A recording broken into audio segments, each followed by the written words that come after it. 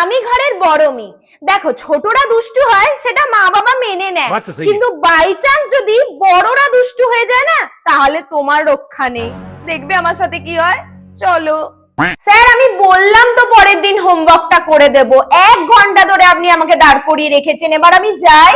না না, দাঁড়িয়ে থাকো আরো 15 মিনিট। ঘরে গিয়েও তো তুমি হোমওয়ার্ক করবে না, তো যাবে কি জন্য? কি করে যেতে দেবে? যতক্ষণ না আমার বোনের ব্যাচটা এসে আমাকে অপমানটা না করবে ওদের সামনে, ততক্ষণ তো আমাকে ছাড়বে না উনি। সব জানি আমি। আজকের এক্সামটা কেমন হলো তোমার? স্যার মোটামুটি হয়েছে।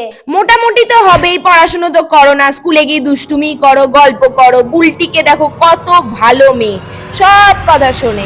একটা দিনও এরকম হয়নি যে ওর 80 থেকে কম নাম্বার এসেছে। তোমার বোন তো এত ভালো, মনে হয় সায়েন্স নেবে। তুমি কি নেবে? ও পাশ করলে তো নেবে। স্যার আপনি সায়েন্স নিয়ে পড়েছিলেন? হ্যাঁ, আমি আমার ক্লাসের টপার ছিলাম, ও টপার। আপনি টপার ছিলেন, তাও আপনি ডাক্তার হতে পারেননি আপনার ভাইয়ের মতো? আমার মা জানেন কত নাম করে যে আপনার ভাই কত বড় ডাক্তার।